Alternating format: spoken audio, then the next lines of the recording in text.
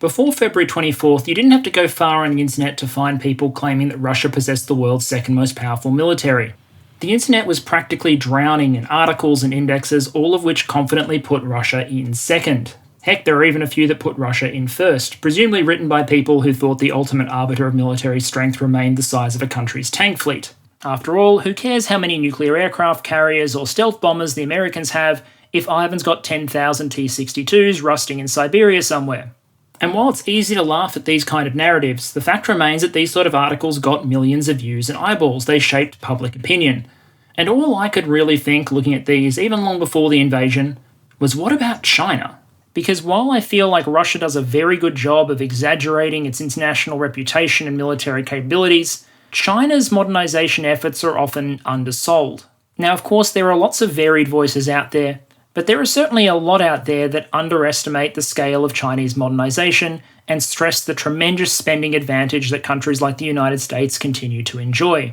Which leads you to ask the question, if Chinese defense spending is so minimal, well then where are all these stealth fighters, aircraft carriers, hypersonic missiles, and anti-ship ballistic missiles coming from? And yet you will find people who are more impressed with Russia driving 4 T-14 Armada tanks across Red Square every Victory Day parade than they are with China building an aircraft carrier fleet out of nothing, fielding a 5th-generation fighter ahead of every country other than the United States, and greatly modernising just about every aspect of its military capabilities over the course of the last 2 decades.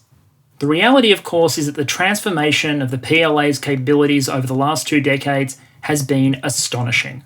In 1996, China could reach the Korean Peninsula with perhaps a couple of dozen conventional ballistic missiles. By 2017, it had thousands of such systems capable of reaching out past Japan. 20 years ago, Chinese SAMs basically only covered a couple of critical cities and bases on the mainland.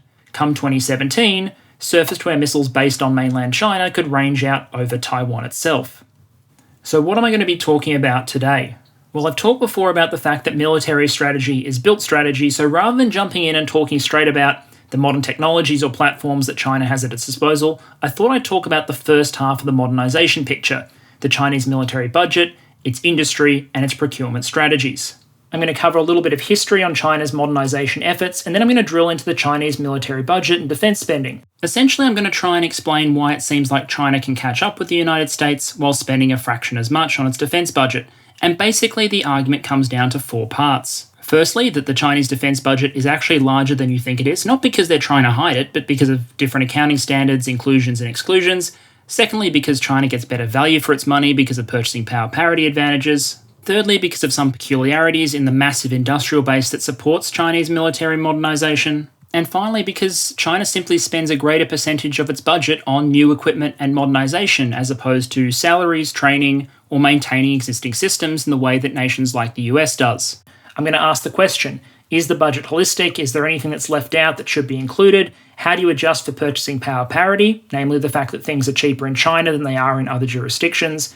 I want to look at Chinese defense industry briefly, chart the evidence of progress in terms of modernization, previewing the next episode, and then finally put some caveats on the overall growth story, essentially explaining why, after doing an entire episode on why China is modernizing so rapidly, that pace of modernization probably can't go on forever. Caveats up front as always. The first thing to say is that I'm not going to be looking at platforms and capabilities in detail. This is not a video about things that go boom. I'm also not going to be asking what the results of a hypothetical military clash between China and another power might be, and I'm also not looking at the soft factors, doctrine, training, all the other elements that go into making a military what it is and generating its capabilities. This is a video very specifically about the nuts and bolts, the industry, the R&B, the spending, the industry that sits behind the Chinese military modernization. With that said, let's get into it.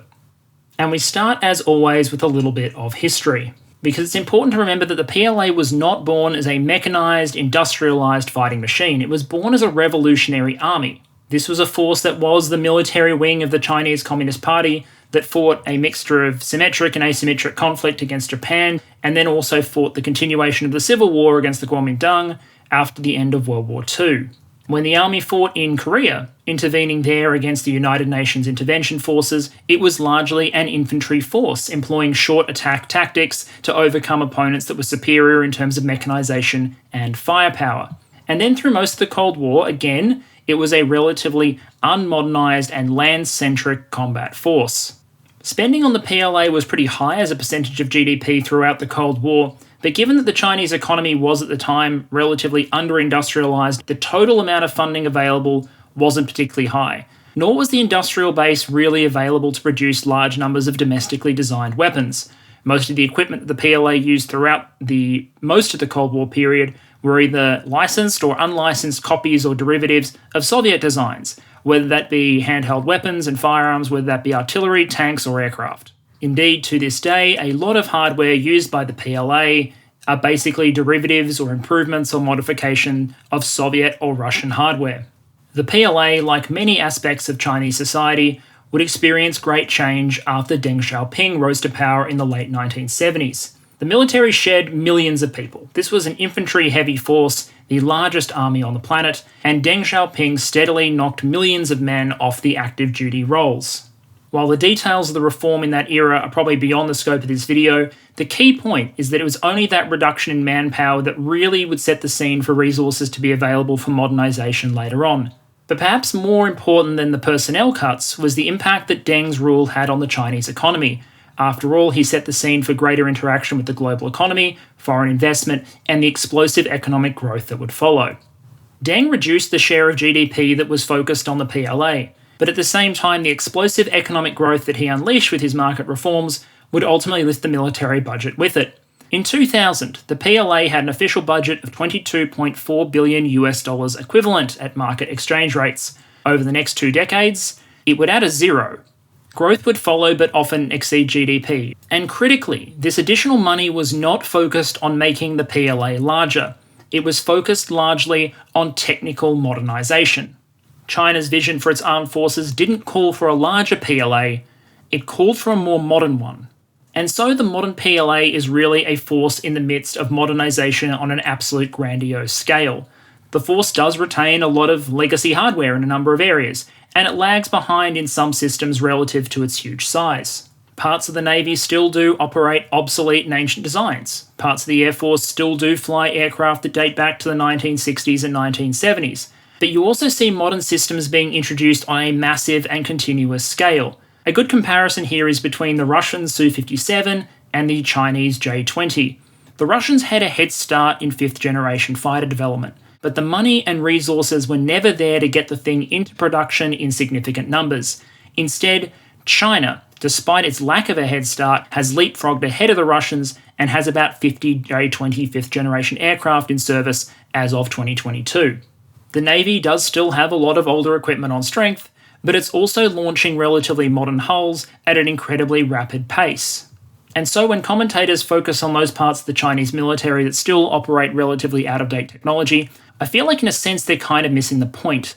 The Chinese military of 2022 is not at the end of its modernisation journey, it's in the middle. In 2019, China released a defence white paper, an official English version of which is available on the internet for anyone to go and read. And if you do read that document in the context of other strategy documents and publications that are put out by various Chinese military leaders, or statements by Xi Jinping in his capacity as chair of the Central Military Commission, you can see some pretty clear goals set out by the senior leadership for the PLA. And 3 real milestones stand out. The first was the goal of mechanising the military by 2020, taking that backward light infantry force of the late Cold War era and modernising it, mechanising it, and making it mobile.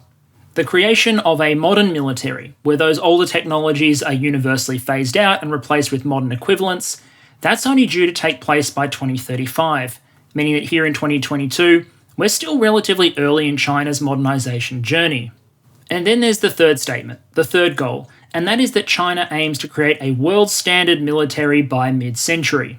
Now that statement is obviously ambiguous and open to question, but it does seem to suggest that by the middle of the 21st century, China aims to count itself as a peer of the major military powers of our age, namely the United States. And so the key takeaway here is that no matter what you might see from some particularly aggressive and patriotic commentators on the internet, China doesn't regard itself as a military peer or equal of the United States yet. But it does have ambitions to get there, which seems like a big ask given that if you take all those comments we read earlier at face value, China is being massively outspent on its military by the United States. How on earth can they plan to modernise and catch up in capability if they're being far outspent? Well, that's where the budget comes in.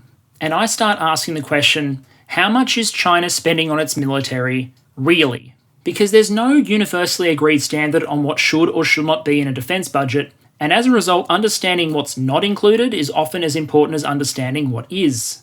Because whether you are talking about Russia or China or the United States, commentators will give wildly different figures on what a nation spends on defence. Different nations answer questions differently in terms of what is and isn't included. Are Coast Guards in or out of a defence budget, for example? What do you do with nuclear weapon-related expenditure that isn't spent by the military? So, for example, when Russia spends money subsidising Rosatom to support its nuclear weapons program, or when the US sends money to the Department of Energy to maintain its nuclear weapons infrastructure, is that or is that not included in defence spending? Now, on paper, the Chinese military budget is relatively low as a share of GDP, and indeed even its manpower in uniform is pretty low considering the massive size of the Chinese population. But it may be that there are some items that aren't included in the official defence budget that perhaps should be. This is not cloak and daggers or deliberate concealment, it's just different accounting standards being adopted by different nations. And the reason we try and adjust for factors like this is so we can compare national budgets like for like, or at least as close to as we can. One big example of this is paramilitaries. Russia is a good example here. When people looking at the Ukraine war say, oh no, Russia is only using 20% of its military in Ukraine, or that it's more than 1 million strong, or various things like that, it's usually because they're counting paramilitaries. They're counting the 160,000 border guards. They're counting the federal guards. They're counting the members of Rosgvardia, the National Guard, as well. And they're including all these personnel in the total active strength of the Russian military. They're not in the Russian ground forces. They're not tank divisions and combat troops, but they're being included in the defence budget and in the list of available manpower. Similarly, different nations have different approaches to their coast guards. The United States considers the Coast Guard part of its military. Other nations don't. But Coast Guards usually have ships with guns and helicopters on them that can be used for defensive activities, so really they probably should be included if you're going to be comparing like with like. And this leads into one example of an elephant in the room when it comes to the People's Republic of China. These gentlemen here are carrying assault rifles. They're wearing military-style uniform, riding in an armoured vehicle that is equipped with grenade launchers, and they are part of an organisation which reports directly to the Central Military Commission. They're part of an organisation that can put together division or even corps-sized mechanised infantry units, but they're not soldiers. No, they're members of, and let me see if I can remember my characters at all, the 中国人民武装警察部队, the People's Armed Police Force. In 2022, Military Balance estimated that the People's Armed Police Force had about 500,000 active duty deployable personnel. They were formed into a mobile mechanised infantry corps, a motorised infantry corps, and many mobile regional units. They're analogous in many ways to the Soviet Union's old internal troops, or the equivalents that you used to see in places like East Germany. They have armoured vehicles, military-style assault weapons, and military training, and in case of war, they're meant to augment the PLA in terms of many militarily useful activities, while during peacetime they maintain responsibility for dealing with things like mass incidents within the boundaries of the People's Republic. Now, I have heard people try to argue that the People's Armed Police are no more part of the military establishment than SWAT is in the United States. After all, SWAT also uses assault rifles and armoured vehicles. But SWAT doesn't report directly to the Department of Defense, SWAT doesn't have military duties in times of war, and SWAT doesn't maintain mechanised infantry corps. And so the argument goes, if Rosgvardia is part of the Russian defence budget and Russian defence establishment in terms of personnel strength, the People's Armed Police should be included in China. And then there's the Chinese Coast Guard, which has something like 500 patrol and coastal combatant vessels, according to Military Balance 2021. Now, yes, those include small patrol boats with little in the way of offensive armament, but they also include ships like the one you see there, with a significant main armament and helicopter landing pads. And that doesn't include China's maritime militia, which operates off civilian vessels, even though they have won significant headlines in pushing China's interest in the South China Sea and elsewhere. These forces are generally not included in personnel counts or budget counts for the People's Liberation Army, even though they obviously have military utility in times of war, and equivalent forces in places like Russia and the United States generally are considered in establishments. And how much of a difference can that make in terms of budget and personnel? Well, potentially in terms of personnel, the difference could be above $1 million. And in terms of budgets, well, in 2017, the official Chinese defense budget was about 1 trillion RMB. Expenditure on the People's Armed Police for the same period was estimated at about 200 billion RMB. It makes a difference. To put those figures into perspective, that's enough money to buy 2 Ford-class nuclear carriers per year, and in terms of manpower, that's more than the entire manpower base of the US National Guard. And again, the lack of inclusion in the budget here really isn't about China trying to conceal its defense spending. There are political reasons that make sense in the Chinese context for these guys not to be in their defense budget. But if you're going to compare like with like between countries, they probably need to count. So when you start looking at organizations and publications that try and estimate the true scale of Chinese defense spending, there are a number of factors, including the People's Armed Police, that they try and bring into the budget. Defense R&D spending in China is extremely large, so there needs to be an attempt to capture the elements not included in the defense budget in the total. Likewise, military construction. When China builds an island or builds a base to serve as a point from which the PLA can project power, well, the cost of building that thing probably should be included in the defense budget. And of course, arms importation, which isn't always included in the PLA's budget. But when China is buying a whole bunch of surface-to-air missiles or fighter jet engines from places like Russia, you kind of hope it's for the purpose of handing them over to the PLA rather than, selling them to members of the civilian population. Again, probably belongs in the defense budget. Now, different organizations do use different inclusions and exclusions. They make different adjustments. But the key is this.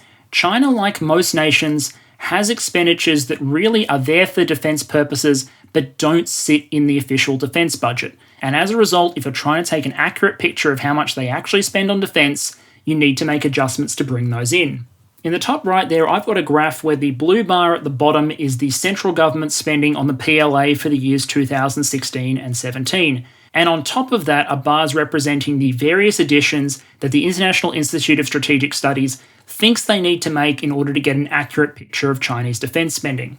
And what they found is in 2016 and 2017 is once you included the People's Armed Police and the Paramilitaries and factors for military R&D and product development, you ended up with a military budget that was between 30 and 45% higher than the official disclosed figure. And even then, there were a lot of factors that they felt they could have included that they chose not to. Using a different but similar methodology, SIPRI, looking at the Chinese defense budget, estimated again a pretty similar premium, between 35 and 45% over and above the official estimate in any given year. In 2019, the headline official figure was 1.2 billion yuan. The SIPRI estimate was 1.66 billion yuan. So to put that into context, when SIPRI looks at the US defense budget for 2021, they adjust $753 billion in official headline spending between the Department of Defense request and support for the Department of Energy, etc., and they adjust it up to $801 billion once they account for defense-related expenditure in other budget lines. It's notable, but it's nowhere near on the same level. So what this should be telling you is that Chinese defense-related expenditure is perhaps a lot higher than the official PLA budget would suggest. So if you apply that technique to 2021, here is what you get. Russian and American spending jumps up a little bit, but it's China that gets the largest number of additional inclusions. The gap between Beijing's investment in defense and Russia's investment grows much, much larger, and the gap between the PRC and the United States narrows. But the US there still has a very significant advantage, which raises the question, if there is such a significant gap in spending between the USA and the PRC, how on earth is China closing the gap? And part of the answer, I think, can be found in the concept of purchasing power parity. Because you see, while these budgets are all expressed in terms of US dollars, that doesn't mean a US dollar buys the same no matter where you are in the world. You have to ask yourself a question. What is a dollar actually worth? Most of us are intuitively across the idea that the purchasing power of a given amount of money can differ greatly depending on where you are in the world. If I convert my Australian dollars into Indonesian rupiah, I might change 10 Australian dollars for 100,000 rupiah. But I can buy a lot more with 100,000 rupiah in Jakarta than I can with $10 in Sydney. That 100,000 rupiah is worth 10 Australian dollars, but 100,000 rupiah is worth a lot more goods and services in Jakarta than $10 is in a place like Sydney. But it's actually a little more complicated than just everything being cheaper in different countries. For true commodities, so things that you can trade across borders really easily, A dollar is pretty much a dollar no matter where you go. If you try and buy an iPhone, it's actually going to be cheaper somewhere like Japan or the United States than it would be in Brazil or Argentina or some economies where average incomes are actually much lower. And that kind of makes sense, right? If you could magically buy a super cheap iPhone in a place like China, well, someone would just buy them all, put them in a box, send them to the United States, resell them there and pocket the money. Businesses don't like that. So if it's a barrel of oil or an easily shippable electronic good or a commodity, the price is the price. But for labour, for services, for goods that don't move easily, well, prices are much more local, and a given amount of money is going to go a heck of a lot further in some jurisdictions than others. And here is where China's advantage comes into play. China is still a middle-income country, and as a result, labour is a lot cheaper and many goods are a lot cheaper there than they are in places like the United States or Germany or France. An E2 in the US military, basic bitch enlisted level stuff, is probably going to out-earn an 07 in the People's Liberation Army. And there's going to be a lot of US officers that, on paper at least, earn more than Russian Defense Minister Sergei Shoigu. Although I imagine most US officers don't also have mysterious, unexplained mansions coming into their name. Yachts aren't really included as part of the standard defense compensation package in the United States, at least to my understanding. And it's not like this is just a reflection of the fact that US labour is naturally more valuable or more skillful or anything like that. Before the invasion, Ukrainian troops, and indeed even now Ukrainian troops, are paid a tiny fraction of what enlisted personnel in the US military or the British Army would be paid. And yet we'd all agree that operators like the Ukrainian Special Forces have acquitted themselves incredibly well. Polish forces in Afghanistan earned themselves a fantastic reputation, and yet, again, earned a fraction of what their British colleagues might earn. Purchasing power parity is born of economic realities, not necessarily of a comparison of value. So if you want to measure how far a military budget goes, you've got to account for this. Of course, it's kind of difficult to just take an ordinary purchasing power parity calculation and apply it to a defence budget. They're normally based on an ordinary basket of consumer goods and services, that is, what people buy and consume and adjusting for it, so that you can buy the same basket of goods in a different country adjusted for PPP. Militaries don't really buy the same set of resources that ordinary consumers do. I mean, when is the last time a consumer bought a nuclear submarine? Plus, it's also just really hard to get transparent, accurate pricing data and performance data for military hardware in a lot of cases. We'll get to that in a little more detail later. Because in order to do a PPP calculation between something like J-20 and F-35, you'd need to know the actual cost of the J-20 program and how many F-35s a J-20 is worth on average, so that you can adjust for quality and arrive at a PPP calculation. Good luck getting the Chinese government to hand those figures over. In short, it's a little more difficult to compare defence expenditures than something like the price of a Big Mac or a hotel stay. And that makes calculating PPP and defence spending complicated but not necessarily impossible to estimate. And because you've willingly subjected yourself to this presentation, that's exactly what we're about to try and do. And here I'm going to lean very heavily on the work of both the IISS and also Peter Robertson and Adrian Sin. Both sources will be listed in the description.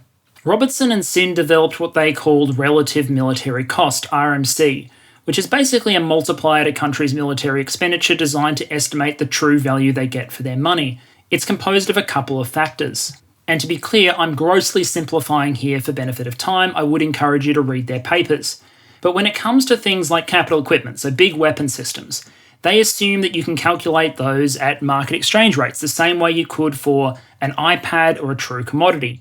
After all, a weapon system can be used at home, but it can also be sold abroad.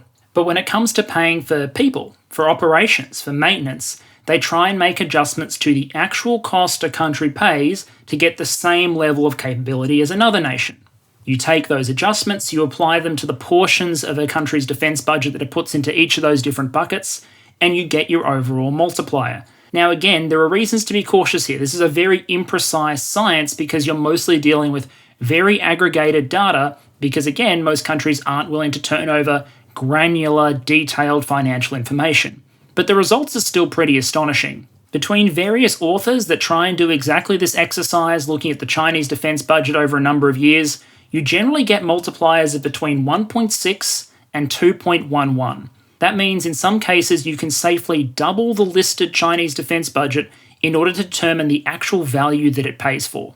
It's basically an average, accounting for the fact that you can buy more than twice as much labour, but less than twice as much material for a given cost in China as you can in the United States.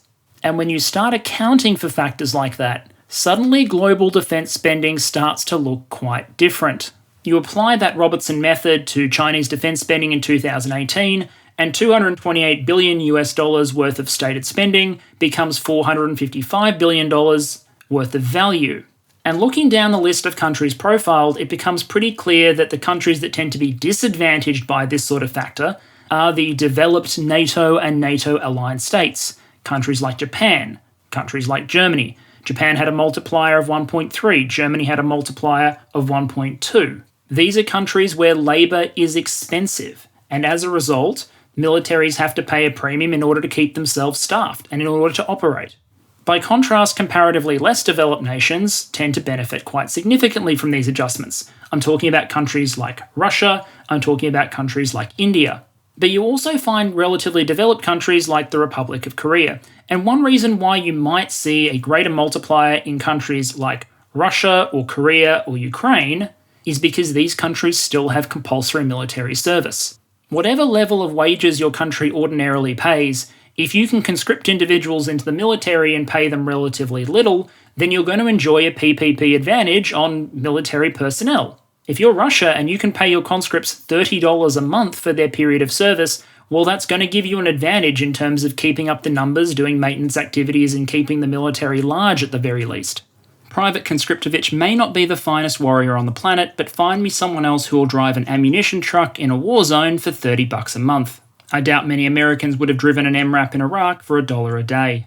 China, by contrast, officially has conscription on the books, but due to the size of the Chinese population, the PLA is de facto a full volunteer force that has seen some very significant pay rises over the last couple of years. But the basic point here is once you start adjusting for PPP, you can understand why countries like China, India, Russia, and Korea can get a lot more for their expenditure than a country like the United States can. Maybe not in terms of top-of-the-line high-grade equipment, but certainly in terms of personnel, labour, and other local inputs, which in turn frees up more room in the budget for those sort of weapons that you have to buy internationally. But of course, if you end up just having to import all of your weapons anyway, these PPP advantages are undermined, which is why we need to talk about China and its defence industry. Because just like so many things around the world, Chinese defence hardware is generally, at least, made in China. China's tremendous economic rise over the last several decades has created some massive players in the global defence sector. AVIC, the Aviation Industry Corporation of China, is an absolute giant. When you think of brands, in inverted commas, like Chengdu that are associated with individual Chinese aircraft, they all sit under this AVIC umbrella. And while none of these firms are individually the same size as the massive American giants like Lockheed Martin, they have experienced tremendous growth over the last several decades. They have been extremely effective in absorbing foreign technology into their operations and also in pursuing civil-military fusion. PRC defence firms tend to have a higher percentage of non-armament sale as a percentage of activity compared to other firms. This means that they can produce some products for the military, but also similar derivative products for the civilian market, and that helps them prop up their revenues and their bottom line. And it's these firms that sit at the centre of China's ability to continue driving the PLA's modernisation ever forward.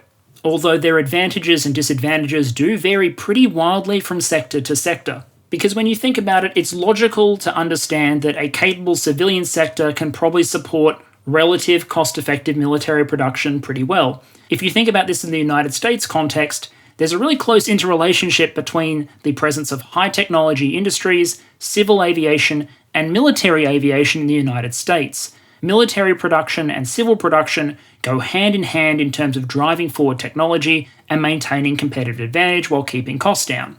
By contrast, China has an immense industrial advantage when it comes to civilian and thus military shipbuilding. In that respect, it utterly dominates the United States and accounts for something like 40% of global civilian shipping production. The USA is still capable of producing warships, but it lacks the massive civilian naval engineering sector that gives China a critical advantage.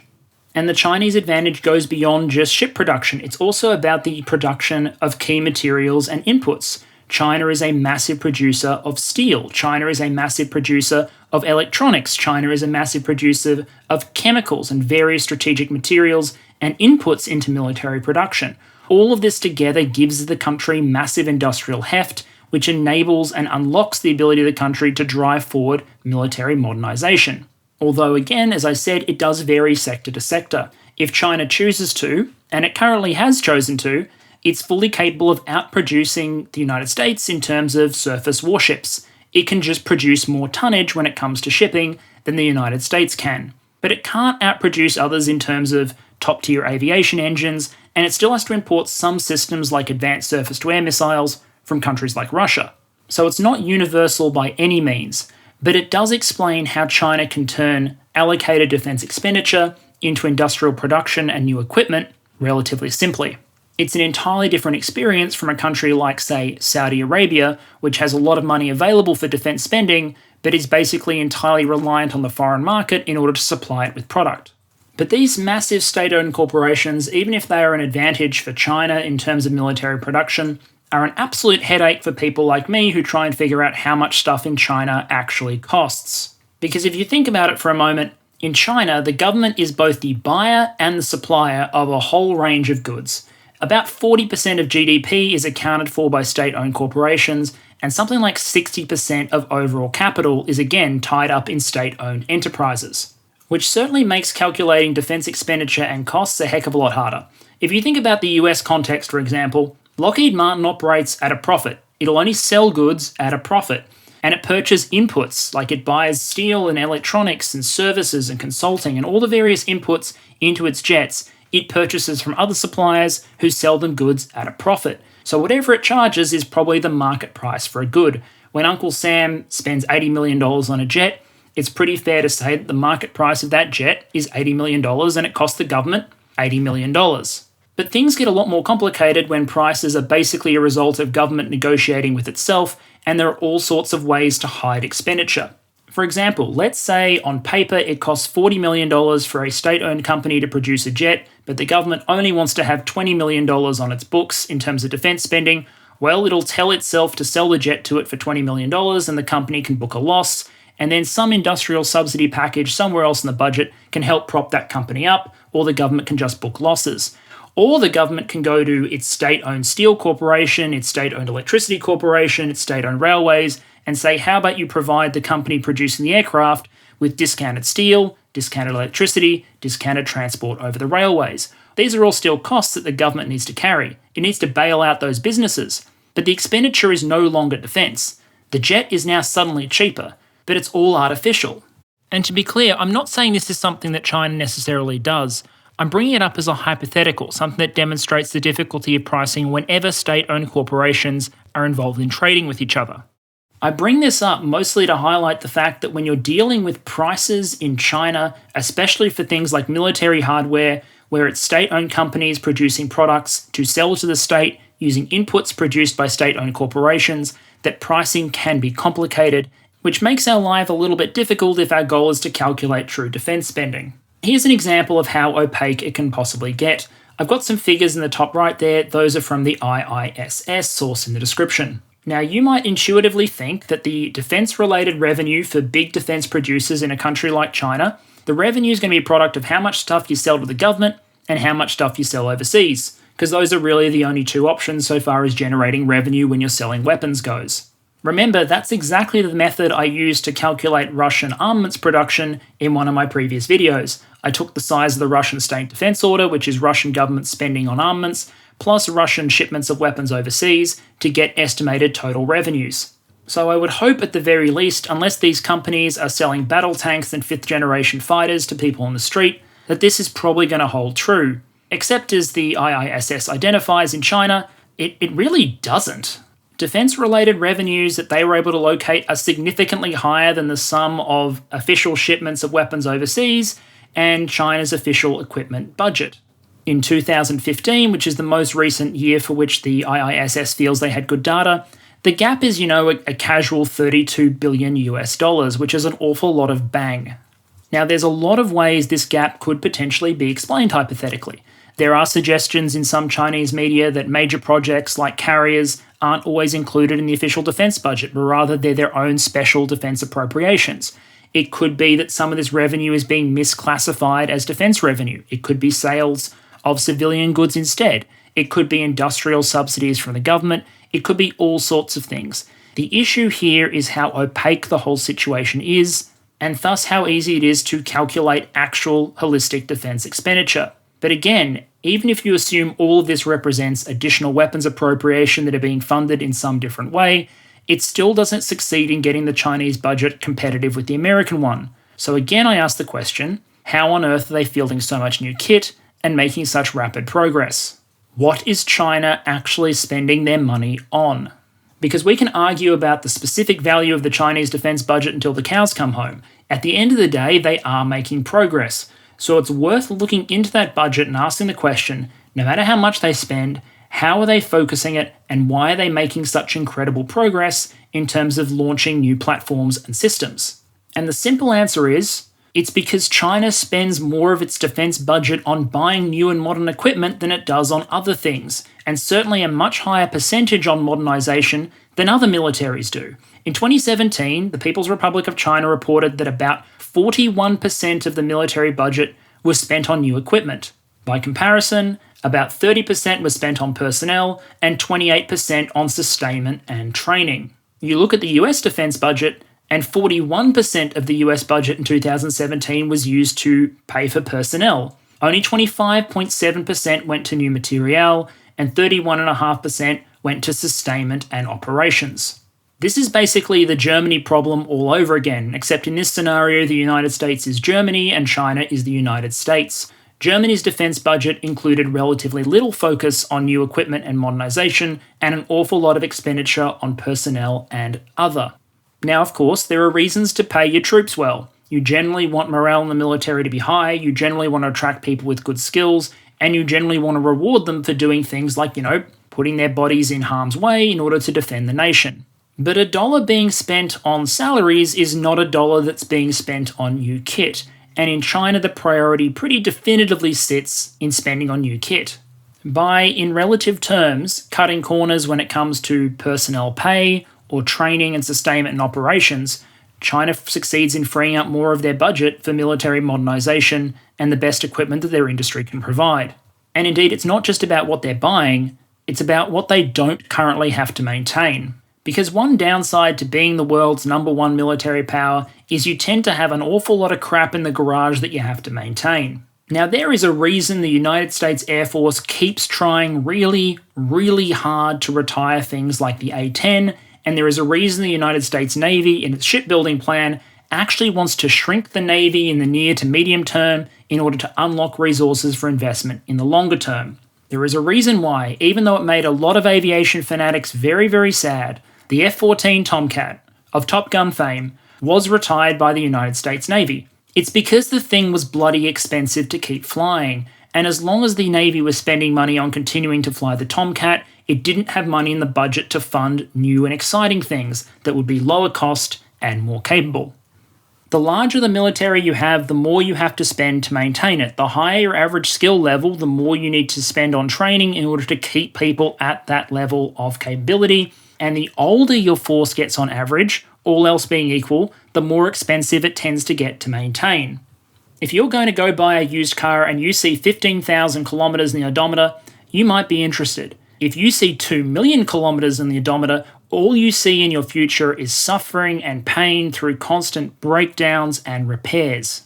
Aircraft, ships, weapon systems, electronics, all of this is the same. These things have a service lifespan, and the longer you extend their service life, the more expensive they become to keep in service. The United States operates several times as many aircraft as the People's Liberation Army Air Force and navies. The United States Navy operates far more carriers and expensive hulls, many of which date to the late Cold War or the 90s when compared to the PLAN. And the US has an awful lot more atomic weapons than China does. All of these things go into explaining why, in a material sense, America maintains an advantage over the PLA. But it also explains why the USA has a much, much larger maintenance footprint. It has to spend its dollars on just continuing to be.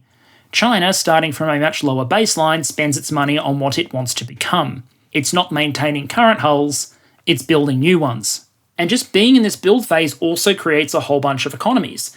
The systems are new, they're factory fresh, they haven't had time to wear down or fatigue, so maintenance costs are going to be lower. If you need spare parts for them, well, the factories that are producing them or the shipyards that are producing them are already in full rate production, which means the costs are going to be low. Compare that to the experience of the US trying to get new Stinger missiles from a line that has shut down. They're massively expensive because half the bloody components aren't being produced anymore. China's in the opposite position. The production lines are roaring, modernization is playing out, which means the cost of maintaining the systems they launch, all else being equal, is relatively lower. And when you're talking about China, you're talking about very real production rates. The first Type 52D destroyer launched in 2014, the Kunming. There were 18 launched by 2022. For a class of surface warship, that's pretty impressive.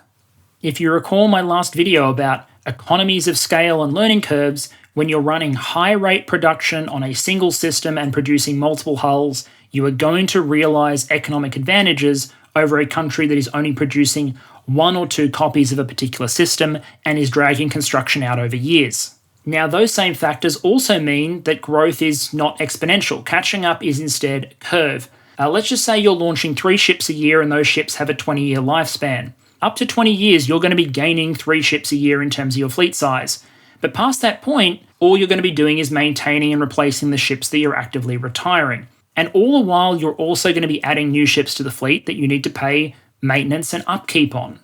In 2005, the Chinese Navy had considerably fewer ships than the USN and much, much less tonnage. Come 2021, the PLAN actually has more surface combatant warships than the USN, although again, the capability difference is still relatively wide.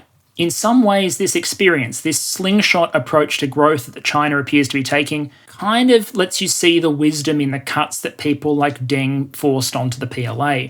By shedding tremendous numbers of personnel, entire combat commands, slimming the force down, it created this capacity for a later sprint to modernisation, because funds wouldn't be spent just keeping forces in place. Now, of course, the problem with putting graphs like this on the screen is that some people will look at that bar with the red line going up and the blue line being flat and presume the red line is going to go up forever and eventually the Chinese Navy will be the greatest the world has ever known.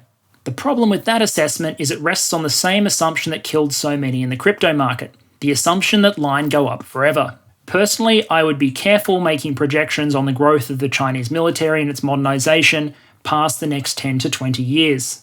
Over the last 2 decades, the military budget in China has grown with GDP but has outstripped GDP growth, which means even if GDP growth doesn't slow down, and there may be some reasons to suggest that Chinese GDP growth will slow down, in order to maintain the same ramp-up of military expenditure, the share of defence expenditure in China is going to have to steadily increase. Whether the Chinese government is willing to do that, I think, is an open question, given there are so many other stated national priorities. You also can't assume that, say, a 20% increase in Chinese GDP is going to translate into 20% additional effective investment in the armed forces, because as GDP grows, some of these other advantages erode.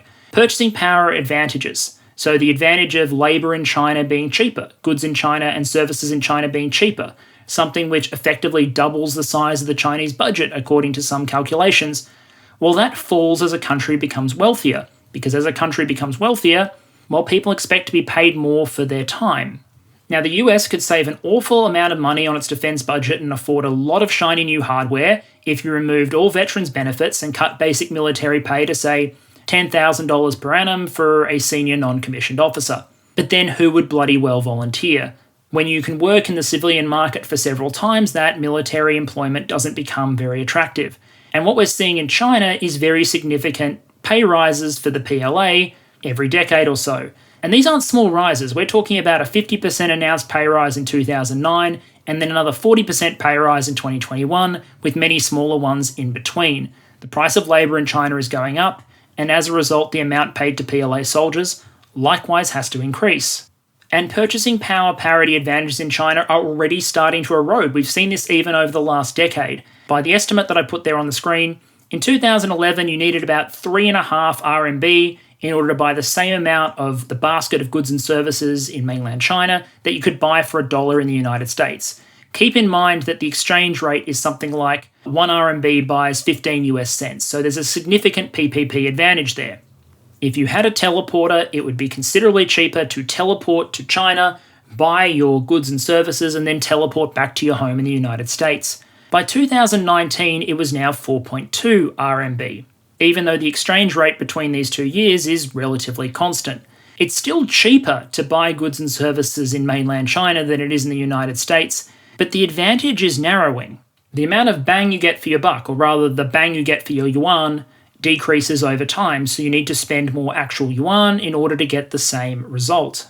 Add to that the fact that as you build more expensive platforms, as you field more J-20s, and as you launch more warships and submarines, you have to maintain them. And as you want more and more of these advanced systems and you want to be able to do complex overseas operations with them, well, you need to increase the standard of training for your forces. So you need to divert more and more of your budget towards sustainment, towards maintenance and upkeep, towards training, and towards operations in order to actually allow you to use your military to project influence.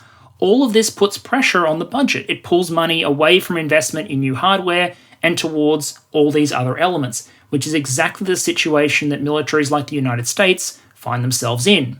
So what I am basically saying is that as China continues to modernize and launch more of these platforms and increases its ambition, the defense budget is going to have to continue to increase at a pretty rapid clip in order to maintain the same level of growth in its equipment stocks. If the budget doesn't increase, then eventually you're going to see the growth level off, even as overall capability is increased by investment in things like training.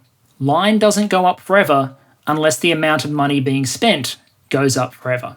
So what can I say in closing, putting all of this together? The first is that Russia's days as the second most powerful military on the planet are well behind it.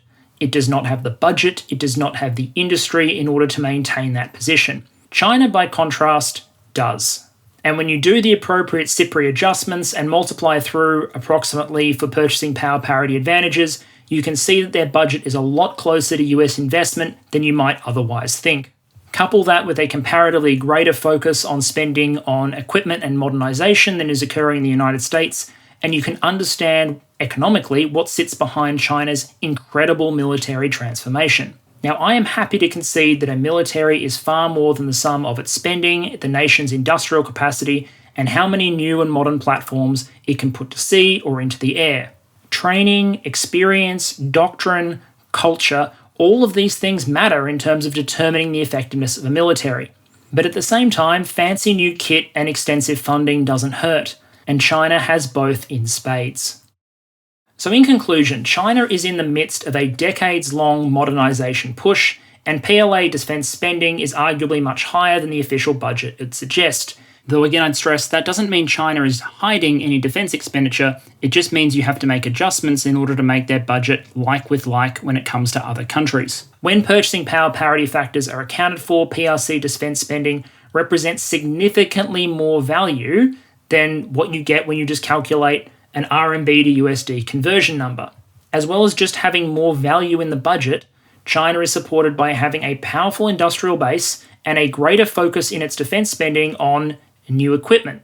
Now, there is still some reliance on foreign technology, and there are a lot of reasons to suggest that the growth of China's military potential probably won't be exponential, as factors like maintenance, upkeep, sustainment, and training requirements catch up with them, and the purchasing power parity advantage erodes. But it would be great if we could stop pretending that Russia's days as the number 2 military power in the world were not solidly behind it. The nation does not have the money, the nation does not have the industry, and the nation does not have the population to sustain the sort of modernization effort that will be necessary to keep up with the United States and China going forward. Russia is not a true peer to the United States in a military sense, neither is China. The difference is China is on its way there. The focus probably shouldn't be on the PLA of 2022, but what it will look like in 2035. Okay, channel update to close out. First things first, apologies to anyone who found this a bit of a dry episode. I understand covering economic concepts, budgets, spending, and adjustments and calculations is not really for everyone, but it sets in place some concepts that I'll be using to analyse other countries in the future, whether it's China's modernisation, France, or various other countries in the EU. I thought it was important to explore these concepts. I'm still not sure how content like this will be received, so I'll be watching the views on this one to understand whether or not I should do more defence economics-centred analysis, or whether I should focus my analysis on things like platforms and capabilities. The second thing to say is that the first subtitles produced by some of my volunteers have started going up on legacy videos. I'll list a few more people this week in order to increase the speed that we're getting those.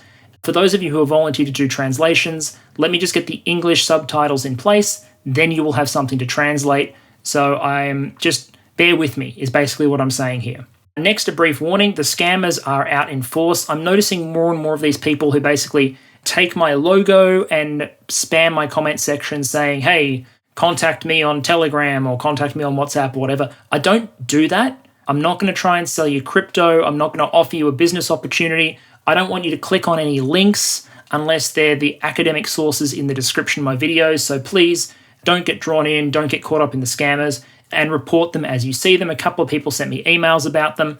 That let me know to jump on YouTube and report those people to YouTube, and also hit the button that hides all their comments on the channel. So please continue to do that. My thanks to patrons. I've had a huge number of people signing up to be patrons. I very much appreciate it. I hope this content aligns with the sort of stuff that you guys want to be seeing, but I'll be having another vote on that soon. In terms of my own movements, I will be traveling in the upcoming week. I don't think that's going to impact the release schedule. If it will, I'll put out a community post, but I'll try very hard to make sure the Sunday release goes out on schedule. That's all from me. Thank you very much as always, and I will see you again next week.